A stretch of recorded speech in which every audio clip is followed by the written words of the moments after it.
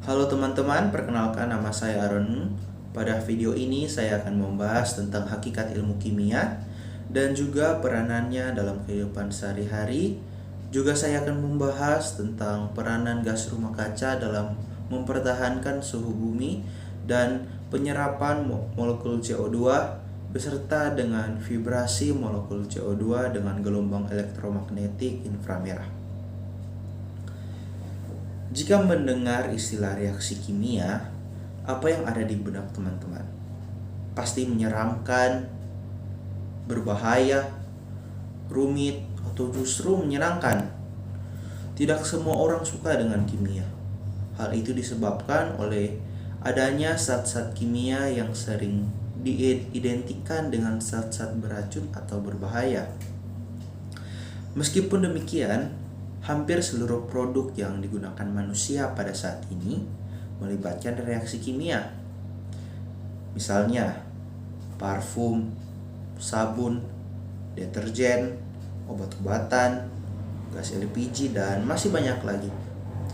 Oleh karena itu, penting bagi kita sekalian untuk tahu lebih dalam tentang ilmu kimia dan hakikat ilmu kimia.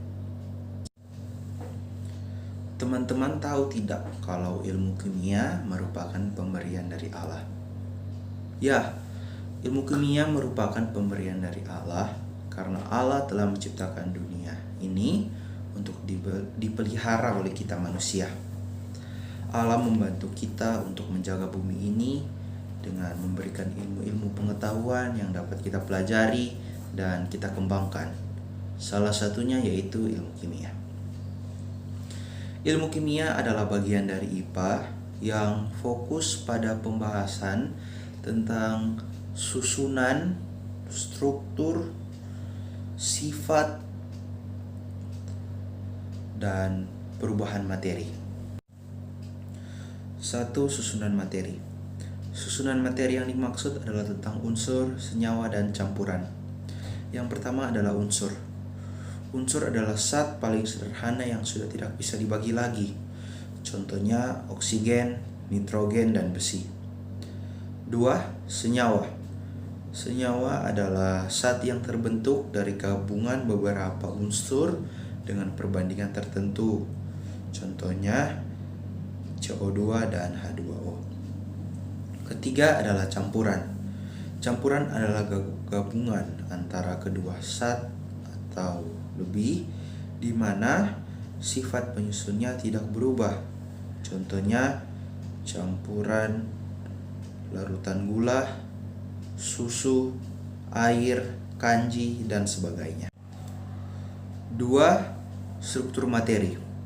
Struktur materi menjelaskan tentang ikatan yang terjadi antar atom sampai terbentuk molekul unsur, molekul senyawa, atau ion.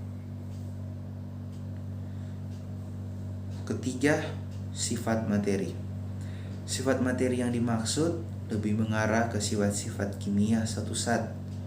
Misalnya, mudah terbakar, mudah mengalami korosi, mudah beraksi dengan zat lain, dan sebagainya. Keempat, perubahan materi. Perubahan materi dibedakan menjadi dua, yaitu sebagai berikut. Perubahan fisika adalah perubahan yang tidak menghasilkan zat baru. Contohnya lilin yang dibakar, es mencair, dan sebagainya. Perubahan kimia adalah perubahan yang menghasilkan zat baru akibat adanya reaksi kimia.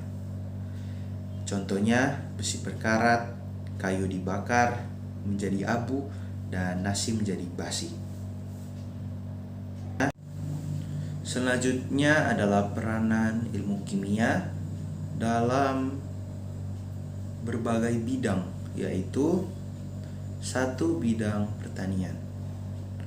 Manfaat ilmu kimia dalam bidang pertanian adalah dalam produksi pupuk berfungsi menyuburkan tanah, dan pestisida berfungsi untuk membasmi hama penyakit. 2. Bidang biologi. Ilmu kimia bermanfaat dalam mempelajari interaksi dan proses yang berlangsung pada makhluk hidup. Contohnya adalah fotosintesis, pernapasan, pencernaan makanan dalam tubuh, dan lain-lain. Untuk mempelajari seluruh interaksi dari proses yang berlangsung tersebut, kita juga memerlukan ilmu kimia mengenai struktur dan sifat senyawa. Contohnya karbohidrat, lemak, protein, vitamin, dan lain-lain. 3. Bidang industri. Untuk bidang industri, kita mengenal semen, cat, tekstil, makanan, minuman, plastik. Beberapa produk industri tersebut dibuat dengan riset dari pengetahuan ilmu kimia. 4. Bidang pertambangan. Ilmu kimia diperlukan ketika melakukan proses pertambangan dan pengolahan pada gas dan minyak yang ada di bumi untuk kepentingan kebutuhan manusia. 5. Bidang farmasi. Ilmu kimia diperlukan dalam membuat atau meracik obat-obatan. Obat-obatan tersebut dibuat setelah melalui pengkajian dari proses dan reaksi bahan-bahan kimia. Nah, itulah tadi hakikat dari ilmu kimia dan peranannya dalam kehidupan kita sehari-hari. Peranan gas rumah kaca dalam mempertahankan suhu bumi. Gas rumah kaca adalah gas-gas di atmosfer bumi yang berfungsi menangkap panas. Dikutip dari situs NASA, atmosfer bumi terdiri dari sekitar 78% nitrogen, 21% oksigen, dan 1% gas lainnya. Sebagian gas-gas dalam 1% itu termasuk gas rumah kaca, yakni uap air, karbon dioksida, metana, ozon, dinitrogen oksida, dan klorofluorokarbon. Gas-gas inilah yang menyebabkan terjadinya efek rumah kaca. Fungsi gas rumah kaca adalah menjaga kestabilan temperatur bumi. Berkat gas rumah kaca, manusia, hewan, serta tumbuhan bisa hidup. Gas rumah kaca dibutuhkan untuk menunjang kehidupan di bumi. Seperti yang telah dijelaskan sebelumnya bahwa efek rumah kaca ini sebenarnya bermanfaat bagi kelangsungan hidup manusia di bumi. Proses terjadinya efek rumah kaca pun berlangsung secara alami dengan bantuan sinar matahari. Mari kita simak bagaimana prosesnya. Atmosfer bumi terdiri dari 4 lapisan. Adapun urutan lapisan paling bawah sampai paling atas berturut-turut adalah troposfer, stratosfer, mesosfer, dan termosfer. Saat matahari memancarkan radiasinya, berlaku keadaan berikut. 1. 35% dari radiasi tersebut tidak sampai di permukaan bumi. Untuk radiasi gelombang pendek seperti alfa, beta, dan gamma akan habis terserap di 3 lapisan teratas, termosfer, mesosfer, dan stratosfer, dan sisanya dipantulkan kembali keluar angkasa.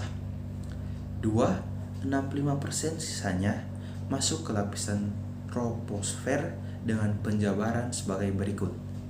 A. 14% diserap oleh uap air, debu, dan molekul gas. B. 51% sampai ke permukaan bumi dengan ketentuan sebagai berikut. 37% merupakan radiasi langsung, 14% merupakan radiasi difus yang sudah terhambur di lapisan troposfer oleh molekul gas maupun partikel debu.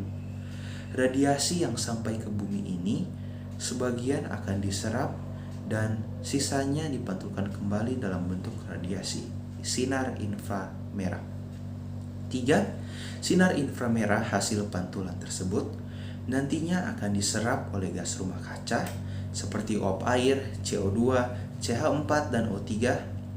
Nah, sinar inframerah yang terperangkap di dalam gas rumah kaca inilah yang menyebabkan naiknya suhu permukaan bumi. Fenomena ini disebut sebagai efek rumah kaca. Nah, proses inilah yang mempertahankan suhu bumi agar semua makhluk hidup yang ada dapat melanjutkan keberlangsungan hidup mereka dengan baik. Kaitan antara teori atom dengan penyerapan molekul CO2 terhadap energi elektromagnetik inframerah. Untuk dapat mengabsorpsi sinar IR atau sinar inframerah, molekul harus mempunyai perubahan momen dipol pada saat bervibrasi. Vibrasi molekul ada dua jenis, yaitu vibrasi ulur dan vibrasi tekuk. Pada vibrasi ulur, terdapat perubahan jarak yang terus-menerus antara dua atom yang bervibrasi. Terdapat dua tipe vibrasi ulur, yaitu vibrasi ulur simetris dan vibrasi ulur tak simetris. Pada vibrasi tekuk, terjadi perubahan sudut antara dua ikatan kimia. Terdapat 4 tipe vibrasi tekuk, yaitu scissoring, rocking, wedging, dan twisting. Pada tipe scissoring, atom-atom bervibrasi mendekati satu sama lain seperti gerakan gunting. Tipe rocking, atom-atom bervibrasi ke arah yang sama.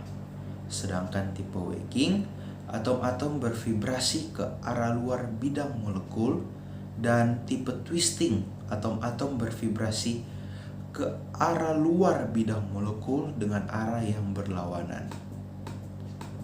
Keempat tipe vibrasi ulur tersebut hanya terjadi pada molekul yang memiliki atom lebih dari 2. Vibrasi molekul CO2 dengan gelombang elektromagnetik inframerah.